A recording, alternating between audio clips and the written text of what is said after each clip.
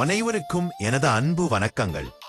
போன வீடியோவில் ஆன்மீக ரீதியாக திருமாலின் 3வது அவதாரமான வராக அவதாரம் பற்றி தெரிந்து கொண்டோம். நாம் இப்போது தசாவதாரத்தில் 4வது அவதாரம் நரசிம்ம அவதாரம் பற்றி தெரிந்து கொள்வோம். இரண்யகசிபுவை நாராயணை பரம்பொருள் என்று வணங்கி வந்த தன் பிள்ளை பிரகலாதனை துன்புறுத்தி வந்தான். பிரகலாதனுக்காக தூணில் திருமான் சிங்க வடிவத்தில் வெளிப்பட்டு அரக்கனை கொன்றார்.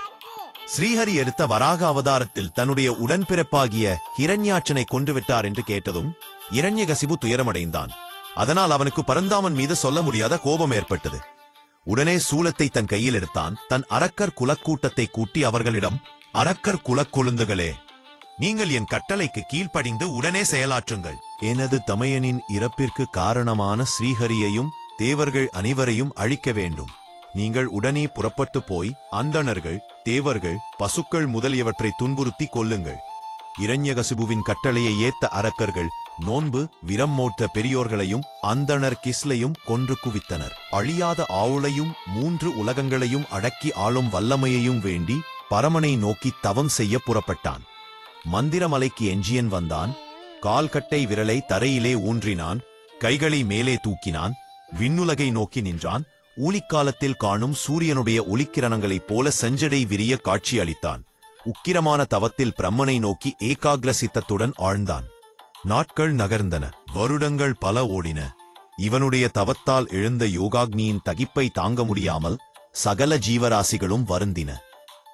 தலையிலிருந்து மேகக்கூட்டம் போன்ற புகைமங்கலம் எழுந்தது. 3 உலகத்தையும் அது சூழ்ந்தது. ஆறுகளும் சமுத்திரங்களும் கொந்தளித்தன. திசைகள் எங்கும் ஒரே தீப்பொறி கக்கி அனல் எரிந்தது. தேவர்கள் அவனுடைய தவபலத்தினால் தாங்கள் பஸ்பமாகி விடுவோமோ என பயந்தனர். தேவர்கள் உடனே பிரம்மாவிடம் முறையிடச் சென்றனர்.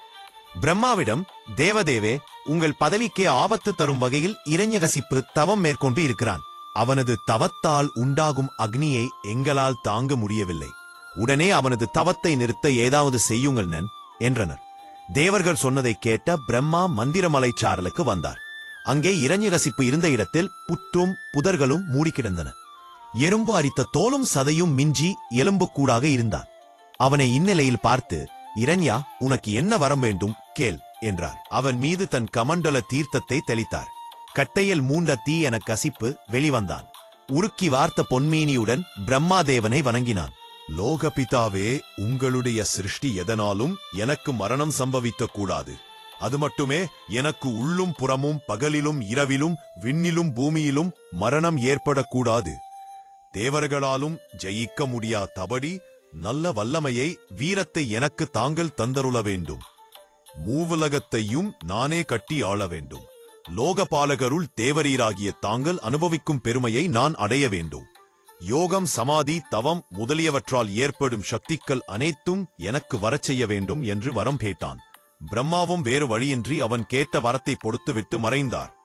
இரண்யகசிப்புவுக்கு இப்படி ஒரு வரத்தை பிரம்மா கொடுத்து விட்டாரே, என் தேவர்கள் அனைவரும் வருந்தினர்.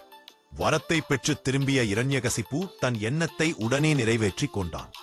தேவலோகம் சென்று தேவேந்திரனை விரட்டினான். சொர்க்கலோகத்தையும் தன் ஆட்சிக்கு கீழ் கொண்டு வந்தான். தேவேந்திர சிம்மாசனை நேரி அமராவதி பட்டினத்து அரண்மனையில் வாசம் செய்தான். வேள்விகள் மூலம் வரும் அவிர்வாகம் முழுவதையும் அவனே கிரகித்துக் கொண்டான். மூவுலகையும் பல்லாண்டுகள் கொடுங்கோல் ஆட்சி செய்தான். அவனால் இழைக்கப்பட்ட தீமைகள், கொடுமைகள் பெருமாளிடம் சென்று தேவர்கள் முறையிட்டார்கள். விரைவிலேயே அவனை வதைப்பதாக அவர்களுக்கு அசரீரி மூலம் அறிவித்தார். இந்த அரக்கர்களின் அரக்கனாகிய இரண்யகசிபுவின் கொடுங்கோல் ஆட்சியை நான் அறிவேன். அதற்கு ஆவண செய்கிறேன். கொஞ்சம் பொறுத்திருங்கள். எவன் தேவர்கள், பசுக்கள், வேதங்கள், வேதியர் ஆகியோர் மீதும் பகைமை தலை தூக்குமோ அப்போதே அவன் அழிந்து போவான். இந்த அரக்கராஜன் தன் மகன் பிரகலாதனை துன்புறுத்துவான். அவனே கொல்ல சித்தமாவேன் என்றார். இரண்யகசிபுவிற்கு கிலாதன், பிரகலாதன், அனுகிலாதன், சமகிலாதன் என 4 புதல்வர்கள் பிறந்தனர். அவர்களில் பிரகலாதன் மட்டும் சிறந்த விஷ்ணு பக்தனாக எப்பொழுதும் ஸ்ரீமன் நாராயணனின் நாமத்தையே உச்சரித்துக் கொண்டிருந்தான். அசுரகுரு சுக்ராச்சாரியாருக்கு சண்டன், அமர்கன் என 2 பிள்ளைகள். இரண்யகசிபு அவர்களை தன் புதல்வர்களுக்கும் மற்றும் அரசியல் அதிகாரிகளுடைய குமாரர்களுக்கும் ஆசிரியராக இருந்து பணியாற்ற செய்தான். வந்த கசிபு தன் செல்வகுமாரனை மடியில் அமர்த்தி கொஞ்சி மகிழ்ந்தான். அது சமயம், குமாரா, நீ இத்தனை நாளும் என்ன கற்றாய் அவற்றை எனக்கு சொல் என்றான். அப்பா, நான் கற்ற அனைத்தையும் எப்படி கூறுவது? ஏதாவது ஒரு கேள்வி கேளுங்கள், நான் பதில் கூறுகிறேன் என்றான். கசிபும் அவ்வாறே மனிதனுக்கு நலம் தருவது எது என்று வினவினான். எவர் ஆசை பற்று முதலியங்களை அறவே விட்டுவிட்டு அவைகள் எல்லாம் வெறும் மாயாயி, மாறாக ஸ்ரீஹரியே மெய்யான பொருள் வாக்கியம் பெற்றவர்கள் என்றான் பிரகலாதன். பரமவிரோதியான ஸ்ரீஹரியின் பெயரை உச்சரிக்கிறானே என சிறுவனை கடிந்து கொண்டு அவனுக்கு பாரம் கற்பித்த ஆசிரியார் வரச் சொல்லுங்கள் என்றான். எல்லாம் ஸ்ரீஹரியின் செயல் என்று எங்கள் வார்த்தைகளை உதாசீனம் செய்தான். இதை தங்களிடம் எப்படி கூறுவது என்றே இத்தனை காலம் நாங்கள் தயங்கினோம் என சிறுவனை கடிந்து கொண்டு இனி தனிமையிலே அமர்த்தி பாடம் கற்பியூன் என்றான் பிரசங்கர். பாடங்கள் கூறிக்காது. பின்பு பிரகலாதனின் அறிவு கூர்மையை பார்த்து அவனிடம் ஆசிரியர்கள் கேட்டார்கள். அப்பனே பிரகலாதா, மற்றவர் யாருக்கும் இல்லாத இந்த மாறான புத்தியை உனக்கு யார் கற்பித்தது? இல்லை, உனக்கு தானாக வந்ததா? உண்மையைச் சொல் என்றனர். பிரபாத்தை நீ என்றரும் பிரித்து பார்க்கும் புத்தி வெறும் மாயை. அவன் அருளால் பேதம் என்பது வெறும் பொய். அவனே மெய் என்பதை அந்த ஸ்ரீ ஹரியே, அவரைத் தவிர வேறில்லை. பிறகு அகம் பொருள் இன்பம் பற்றி பாடம் சொல்லிக் கொடுத்துவிட்டு அவனது தந்தையிடம் அழைத்துச் சென்றனர். பிரகலாதா, நீ படித்ததில் மிகவும் சிறக்கமான ஒன்றைச் சொல் கேட்கிறே என்றான். அதற்கு பிரகலாதன், ஹரியின் கதைகளை கேட்க வேண்டும். அவன் லீலைகளை வாயார பேச வேண்டும். ஹரி உருவத்தை நினைக்க வேண்டும். ஹரியின் சேவையே உத்தமம். ஹரி பூஜையே சிறந்தது. காலம் முழுவதும் ஹரியை பின்பற்ற வேண்டும் என்றான். அந்தணர்களே, நீங்களே ஆசிரியர்களாக இருந்து இதைத்தான் கற்றுக் கொடுத்தீர்களா என்று கடுமையான குரலில் கசிப்பு கர்ஜித்தான். ஆசிரியர்கள் நடுநடுங்கி, அரசே, நாங்கள் இதை கருத்துக் கொடுக்கவில்லை என்றனர். உடனே குருமுகமாக, அன்றி இதையெல்லாம் நீ யாரிடம் கற்றாய் என்றான் கசிபு. அதற்கு பிரகலாதன், தந்தையே, உலக இன்பங்களில் ஆசைப்பட்டு உழல்பவர்களுக்கு யார் சொல்லியும் பக்தி வராது, தானாகவும் பக்தி ஏற்படாது. ஆனால் முற்றிலும் துறந்த தொண்டர்களுக்கே இறைவனை அறியும் பாக்கியம் கிடைக்கும் என்றான். இப்படி ஹரியை நாமத்தையே உச்சரிக்கும் இந்த பிள்ளை எனக்கு தேவையில்லை, இவனை கொன்றுவிடுங்கள் என்று ஆணையிட்டான். அவனை எப்படி எல்லாமோ கொல்ல முயன்றும் இரண்யனின் ஆட்களால் பிரகலாதனை ஒன்றும் செய்ய முடியவில்லை. உடனே தன் குலகுரு சுக்ராச்சாரியாரிடம் இதை பற்றி கேட்டே ஆக வேண்டும் என்ற முடிவோடு சிறுவனை ஆசிரியர்களிடம் ஒப்படைத்துவிட்டு சுக்ராச்சாரியாரிடம் சென்றான் இரண்யன். ஆசிரியர்கள் மிகவும் கண்டிப்புடன் அவனுக்கு அசுர தர்மங்களை உபதேசிக்க முயற்சித்தனர். அவனோ தன் சகா மாணவர்களுடன் விளையாடச் சென்றான். பிரகலாதன் தன் சகாக்களுக்கு ஸ்ரீஹரியின் பெருமையையும் புகழையும் எடுத்துரைத்துக் கொண்டிருந்தான். அப்போது அந்த மாணவர்கள், பிரகலாதா, குருவிடம் உபதேசம் பெறாமல் இப்படி ஞானம் பேசும் அறிவு உனக்கு எப்படி வந்தது என்று வினவினர். புலகளே, என் தந்தை பிரம்மாவை குறித்து அதீத பராக்கிரமும் அழியா வாழ்வும் பலமும் தேடி மகேந்திரகிரிச்சாரலில் உக்கிரதவம் இயற்றினார். அது சமயம் அவருக்கு பயந்து இருந்த தேவர்கள் தைரியத்தோடு தத்தம் இருப்பிடம் வந்து அசுரத் தலைவராகிய என் தந்தை இல்லாத காரணத்தால் அசுரர்கள் தேவர்களிடம் தோற்று ஓடினார்கள். இந்திரனோ அசுரேந்திர பட்டினத்தை சூறையாடினான். அது சமயம் கர்ப்பவதியாகிய என் தாயாரை பிடித்து இழுத்து கொண்டு போனான். வழியில் நாரத மகரிஷி அவனை சந்திக்க நேர்ந்தது. இந்திரனே, நீ கர்ப்பவதியான பெண்ணை, அதிலும் நிராதரவான ஒரு பெண்ணை இப்படி வருத்துவது தகாது. மேலும் இவர் பிறர் ஒருவனுடைய மனைவி அல்லவா என்று நாரதர் இந்திரனை கேட்டார். நாரதரை இந்திரன் வணங்கி, மகரிஷியே, அசுர மகிஷியான இவளுடைய கற்பத்தில் தேவர்களை வதைக்கும் சிசு உருவெற்று வருகிறது. இவளுக்கு நான் தற்சமயம் எந்த கேடும் செய்யப்போவது இல்லை. அவள் கருத்தரித்தவுடன் எனது எதிரியை முளையிலேயே கிள்ளிவிட்டு இவளை பாதுகாப்புடன் அனுப்பி வைப்பேன். இந்திரனே, நீ நினைப்பது முற்றிலும் தவறு. இவள் கருவறையில் வளரும் சிசு அசுரகுல பிறப்பாக இருந்தாலும் அந்த சிசு சிறந்த பாகவத உத்தமனாக விளங்கப் போகிறான். ஸ்ரீஹரியிடம் அளவற்ற பக்தி கொண்டு அனைவராலும் போற்றப்படுவான். அவனால் உனக்கோ தேவர்குலத்திற்கோ எந்தவித தீங்கும் ஏற்படாது என்றார் நாரதர். இதை கேள்விப்பட்ட இந்திரன் மகிழ்ச்சி அடைந்தான். மேலும் நாரதர் தங்கள் கருத்துப்படி இவளை பாதுகாப்புடன் அவனது இருப்பிடத்திற்கு அனுப்பி விடுகிறேன் என்று அவளது காலடியை தொட்டு வணங்கினான். அதன் பிறகு என் தாயாரை நாரதர் தன் ஆசிரமத்திற்கு அழைத்துச் சென்று ரட்சித்தார். என் தந்தை தவம் முடிந்து திரும்பியதும் அவளை அனுப்பி வைத்தார். அச்சமயம் கேட்ட உபதேசங்களை என் தாயார் தந்தையின் மீதுள்ள பற்றுதலால் மறந்துவிட்டாள். ஆனால் கருவில் இருந்த நான் அவ்வுபதேசங்களை கேட்டேன். அதை மறக்கவில்லை. எனவேதான் நான் பிறக்கும் போதே ஸ்ரீமன் நாராயணனிடம் அளவற்ற பக்தியுடன் பிறந்தேன்.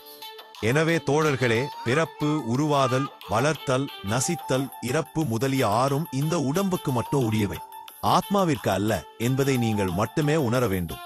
நாம் நம் பக்தியினால் மட்டுமே நாராயணனை சந்தோஷமடைய செய்ய முடியும். தீய குணங்களை விட்டுவிட்டு நாள்தோறும் ஹரிபஜனை செய்ய வேண்டும் என்றும் கூறினான். இப்படி பாரம் கேட்க வந்த பிள்ளைகளிடம் பிரகலாதன் ஹரிபஜனை செய்வதை அறிந்த ஆசிரியர்கள் இரண்யனிடம் சென்று கூறிவிட்டனர். தடும கோபமடைந்த இரண்யன் பிரகலாதனை இழுத்து கொண்டு வரும்படி ஆணையிட்டான். பிரகலாதன் வந்ததும் இடி முழங்குவது போல கர்ஜித்தான். 3 உலகங்களும் என் பெயர் சொன்னாலே நடுநடுங்கிறது. அது என்கிற நலங்களும் எனக்குள் அடங்கி கிடக்கின்றன. வாவ்! தேவாதி தேவர்கள் எல்லாம் என்னிடம் மதிப்பு வைத்து என் பேச்சை கேட்டு நடக்கிறார்கள். அப்படி இருக்க பரம விரோதியான ஸ்ரீஹரி என்னை விட எந்த விதத்தில் மேலானவன் ஆகிவிட்டான்? அவிப்பிரா தெண்டான அவரே ஆகேமா? நானிக்கே ஸ்ரீஹரி என்னை விட அனித்திலையும் 5 விதத்தில் மேலானவன் ஆகிவிட்டான். நானிக்கே ஸ்ரீஹரி என்னை விட எந்த விதத்தில் மேலானவன் ஆகிவிட்டான். இதக் கேட்டு கோபமடைந்த இரண்யன், மடப்பதரே, எங்கும் நிறைந்திருக்கும் உன் ஹரி இப்பொழுது எங்கே இருக்கிறார் என்று வினவினான். தந்தையே, அவர் சர்வவியாபி, அவர் இல்லாத இடமே இல்லை என்றான் பிரகலாதன். தைக்கேட்டு கசிப்பு கடக்கரவென்று சிரித்தான். டேய் பிரகலாதா, உன்னால் பிரலாபிக்கப்பட்ட அந்த ஹரி எங்கும் இருக்கிறான். சரி, இப்பொழுது சொல், இதோ என் எதிரே இருக்கும் ஸ்தம்பத்தில் இருக்கிறானா? அதை பார்ப்போம். இப்போதே நான் உன்னை தலை வேறாகவும் உடல் வேறாகவும் போகும்படி என் உடைவாளால் வெட்டி எறிய போகிறேன். நீ சரண் புகுந்த அந்த ஹரிநாராயணன் உன்னை வந்து காப்பாற்றட்டும் என்று பிரகலாதனை மிரட்டினான். தனது சிம்மாசனத்திலிருந்து இறங்கி வந்து எதிரே இருந்த அந்த தூணை குத்திவிட்டு தன் உடைவாளை ஓங்கியவாறு நின்றான். அப்பொழுது அண்டமே பிளந்துவிட்டது போன்ற ஒரு பேரரவம் அந்த தூணில் எழுந்தது. அந்த ஓசை கேட்டு பிரம்மதேவாதியர் அண்டங்களே அழிந்தது போல அஞ்சி நடுங்கினர். தன் மகனை வெட்டும் வெறியில் நின்ற அசுரேந்திரனுக்கு அப்பேரொளியின் காரணம் தெரியவில்லை. தன்னிடம் அளவிலா பக்தி கொண்ட பாலகன் பிரகலாதனின் சொல்லை மெய்யாக்க பரந்தாமன் அந்த தூணை பிளந்து வெளிவந்தார். அவரது தோற்றத்தைக் கண்ட இரண்யகசிப்பு அதிர்ந்தான். இது என்ன தோற்றம்? இது மனித உருவிலும் இல்லை, மிருக உருவிலும் இல்லை, மனித சிங்கம் போல் தெரிகிறதே என நினைத்து திகைத்தான். நரசிம்ம மூர்த்தியாக அவதாரம் எடுத்த ஸ்ரீமன் நாராயணன் தோற்றத்தை கண்ட இரண்யன் அச்சமுற்றான். அந்த நரசிம்ம மூர்த்தியின் தோற்றத்தை உற்று கவனித்தான். விண்ணை பொடுவது போன்ற நெடுமேனி, பிடரித் தலைமயிர்களால் தடித்த முகம், வீங்கிய கழுத்து, முகத்தில் உருக்கி வார்த்த பொன் போன்ற கண்கள், பெருமலை குலை போல திறந்திருக்கும் வாய், அதில் கோரை பற்கள், கூர்ந்த வாள் போல் தொங்கும் நாக்கு, தூக்கி நின்ற காதுகள், விரிந்த மார்பு, குறுகிய இடை, கூரிய ஆயுதம் போன்ற நீண்ட நகங்கள் உடன் கூடிய கைகள், யாரும் அருகே போக பயப்படும்படியான தோற்றம். ஸ்ரீஹரியின் தோற்றத்தைக் கண்ட அசுரர்கள் நாலாபுறமும் ஓடினர். இதை கண்ட இரண்யன் தன்னை கொல்ல ஸ்ரீஹரி எடுத்த அவதாரமே இது என உணர்ந்தான். தன் கதையை கையில் ஏந்தி நரசிம்மரை எதிர்கொண்டு மோதினான். எனினும் கதையால் தன்னை புடைக்க வந்த கசிபுவை கைகளால் நரசிம்மர் பற்றினார். அவனை தன் தொடை மீது வைத்துக் கொண்டு கூர்ந்த தன் நீண்ட நகங்களால் இரண்யகசிபு உடலை கீறி கிழித்தார். இரத்தம் பீடித்து பாய்ந்தது. நரசிம்ம மிருடைய முகம் அக்னி பிள்ளம்பாக காணப்பட்டது. அவர் சிம்மாசனத்தில் அமர்ந்திருந்தாலும் அவரது உக்கிரமான கோபம் தணியவில்லை. நரசிம்ம மூர்த்தியின் அகோரத் தோற்றம் கண்டு அவரிடம் நெருங்கவே அனைவரும் அஞ்சினர். ஒவ்வொருவரும் அவருக்கு வந்தனம் செய்தனர். ஸ்ரீஹரியின் சீற்றம் குறையாததால் தேவர்கள் ஸ்ரீதேவிய அங்கு வரும்படி கேட்டுக்கொண்டார்கள். அன்னையும் வந்த அடங்காத கோபத்தை கண்டு அஞ்சினாள். அந்நேரம் பிரகலாதனிடம் பிரம்மா சொன்னார், அப்பா பிரகலாதா, ஸ்ரீஹரிக்கு உன் தந்தை மீது கொண்ட கோபம் இன்னும் தணிந்ததாக தெரியவில்லை. நீ அவர் அருகே சென்று சாந்தப்படுத்து என்றார். அவனும் அவ்வாறே மெல்ல மெல்ல நடந்து நரசிம்மமூர்த்தியிடம் சென்றான். கை கூப்பினான். அவர் திருவடி தொட்டு தரையில் விழுந்து வணங்கினான். தன் பாதங்களை பிடித்த பிரகலாதனை பார்த்து ஸ்ரீஹரி மனம் உருகினார். அவன் தலை மீது தன் தாமரை கரம் வைத்து வாழ்த்தினார். பெருமான் திருக்கரம் தீண்டியதும் அவனுக்கு மின்னல் என மெய்யறிவு பிறந்தது. மயிர் கூச்சிரிகத் தன் மனம் கசிந்து கண்ணீர் மல்கி துதி பாடினான். அதுபோல பிரகலாதன் தான் அடைய விரும்பும் பதவியை அனைவருக்கும் அனுக்கிரகிக்க வேண்டுமென்று கேட்டுக்கொண்டதை அனைவரும் பாராட்டினர். நரசிம்மரின் மனம் மகிழ்ந்தது. துதித்து நின்ற பாலகனிடம் உனக்கு என்ன வேண்டும் வரம் கேள் என்றார்.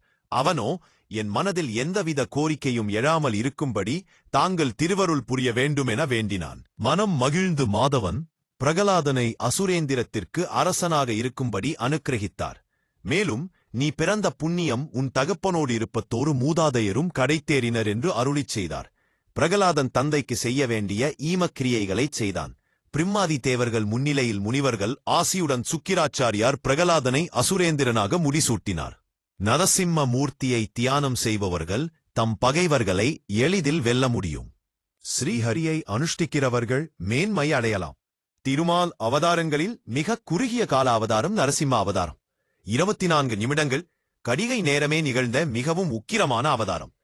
இந்த குறுகிய கடிகை நேரத்தில் நரசிம்மருக்கு உக்கிரம் எங்கே இருந்து வந்தது? பிரம்மாவுக்கோ ஆராயாமல் கொடுத்த குற்றபயம், ரிஷிகளுக்கோ உயிரை காப்பாற்றிக் கொள்ள தங்கள் கர்மயோகத்தை கைவிட்ட குற்றபயம், தேவர்களுக்கோ தங்கள் சுயநலம் பற்றிய குற்றபயம். அவரவர் செய்த குற்றங்களுக்கு அவரவர் மனசாட்சியை குத்தியதால் எம்பெருமான் உக்கிரமாய் தெரிகிறார். ஆனால் கண்ணாடிக்கு ஏது உக்கிரம்? நீ எதுவோ அதுவாகவே கண்ணாடியும் தெரிகிறது, கண்ணாடனும் தெரிகிறான்.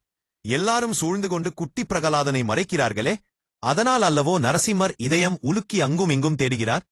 சொல்லப்போனால் நரசிம்மருக்கு அசதியும் வருத்தமும் தான் அப்போது வந்ததா? நரசிம்மருக்கு ஏன் வருத்தம் வந்தது? அந்தியம் போதில் அரி உருவாகி அரியை அழித்தவனை பந்தனை தீர பல்லாண்டு பல்லாயிரத்தாண்டு என்று பாடுமே பெரியாழ்வார். பந்தனை அசதி வருத்தம் எதுக்கு பகவானுக்கு போய் வருத்தா? குழந்தைக்கு தந்தையின்றி போனது என்று வருத்தா? அந்த தந்தை தன் சுயப்பிரதாபத்துக்கு குழந்தையை பல வழிகளில் கொல்லத் துணிந்தா. அன்றோ தந்தையின் பாசமில்லாமல் போனது, இன்றோ தந்தையே இல்லாமல் போனது. அதா பந்தனை வருத்தம். அந்த வருத்தம் தீர பல்லாண்டு பாடுவோம் என்கிறார்.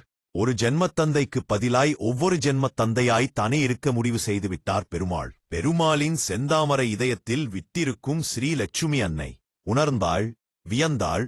இறைவனையும் பக்தனையுமும் சேர்த்து வைக்கிறாள். பிரகலாதனுக்கு இறைவனை அலைமகளான மகாலட்சுமியே ஆச்சாரியனாயிருந்து பகவானை காட்டி வைக்கிறாள். லக்ஷ்மிநாத சமாரம்பாம் அஸ்மத் ஆச்சாரிய பரியந்தாம் என்பதல்லாவோ குரு பரம்பரை சுலோகம். அன்னை தானே ஆதிகுரு. அதான் கூட்டத்திலிருந்து குழந்தையை விலக்கி அவனை முன்னே செல்விக்கிறாள் செல்வி. உன்னத்தாப்பா திரும்பி பார்த்து தேடறாரு. அதை உக்கிரம் என்று தப்பாக நினைச்சுக்கிட்டு இருக்காங்க இவங்க எல்லாரும். நீ எதுக்கும் கவலைப்படாமல் முன்னே போப்பை ஆற்றுப்படை செய்து வைக்கிறாள் அன்னை. பிரகலாதனும் இறைவனுக்கு அருகில் சென்று அணைப்பை பெற்று பக்த சாம்ராஜ்ய சக்கரவர்த்தி ஆகிவிட்டான்.